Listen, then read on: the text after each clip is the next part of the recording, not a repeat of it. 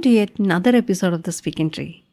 In the previous episode, we talked about how bad things can get for someone on a spiritual journey. Faustina felt like God was angry with her, and everything felt dark and confusing. She wasn't sure of herself and worried God wouldn't love her anymore. Even though it was really hard, she held on to a tiny bit of belief and begged for help. In today's episode from Saint Faustina's diary, it describes a moment of intense spiritual despair. Imagine you are lost in a giant puzzle, all alone. It feels really scary and confusing, right? On top of that, you feel really frustrated and like you might never find your way out. Saint Faustina's diary is kind like that. But instead of being lost in a maze, Faustina is lost in her own thoughts about God. She feels really bad and wonder if God is angry at her. She tries to hold on to her faith, but it just makes her feel worse. It's a very dramatic narration, and it doesn't mean everyone who believes in God goes through something this extreme. But it does show that sometimes people can struggle with their faith, even if they still kind of believe. So let's dive in to Saint Faustina's diary.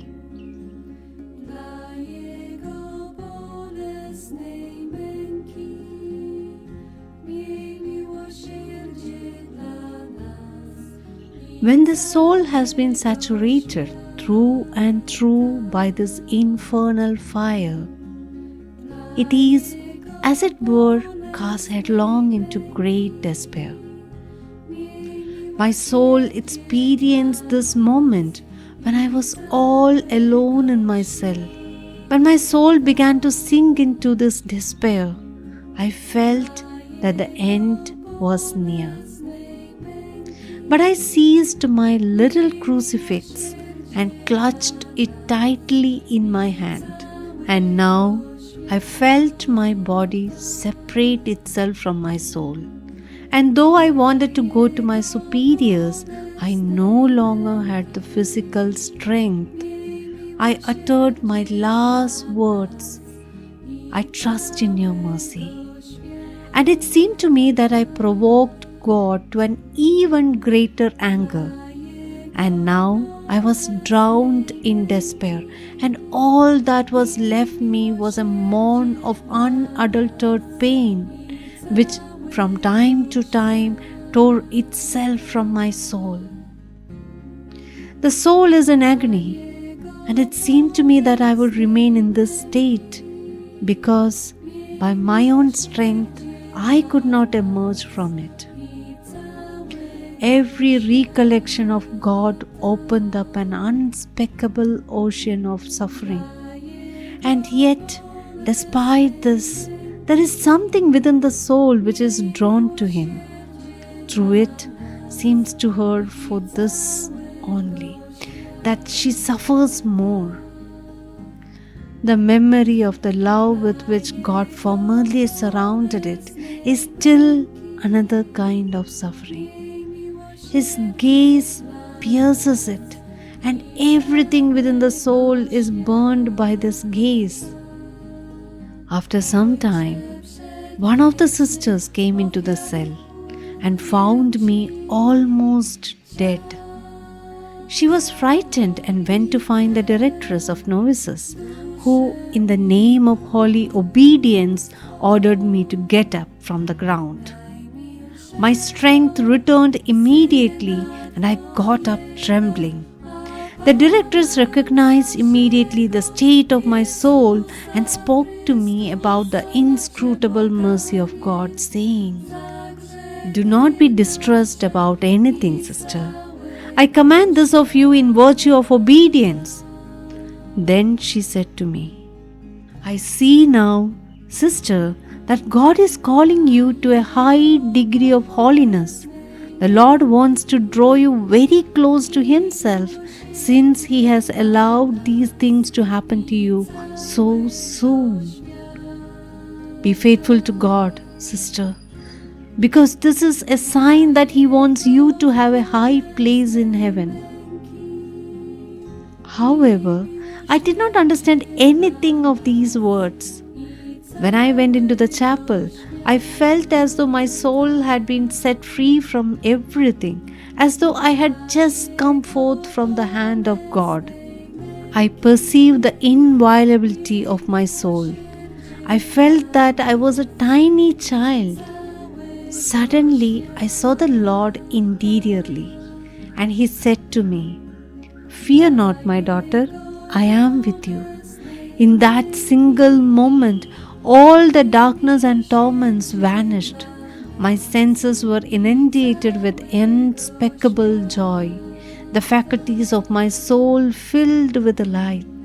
I want to add that, although my soul was already in the rays of His love, traces of my past tortures remained on my body for 2 days. A deathly pale face and bloodshot eyes. Jesus alone knows what I suffered. What I have written is very poor compared to the reality. I cannot put it in words. It seemed to me that I had come back from the other world.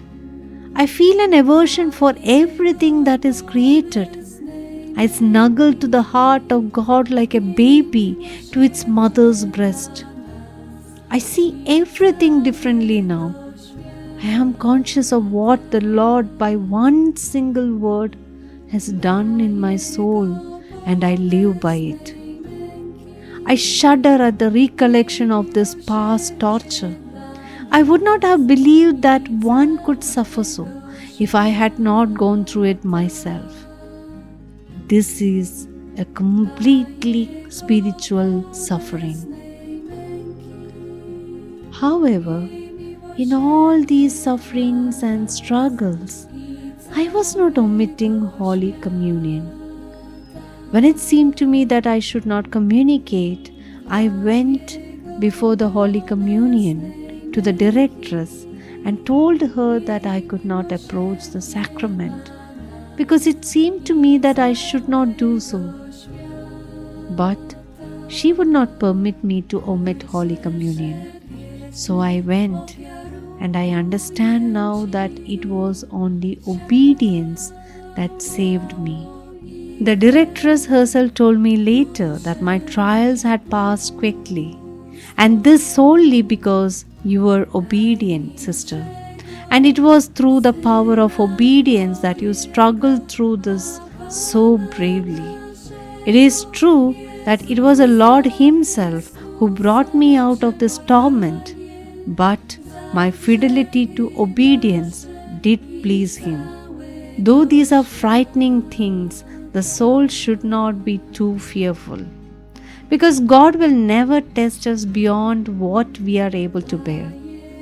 On the other hand, He may never send us such sufferings.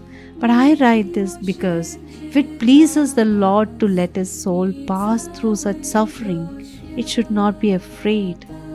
But and so far as this depends on the soul itself, it should remain faithful to God. God will do a soul no harm because He is love itself, and in this unfathomable love has called it into being. However, when I was so tormented, I myself did not understand this. Oh my God, I have come to know that I am not of this earth.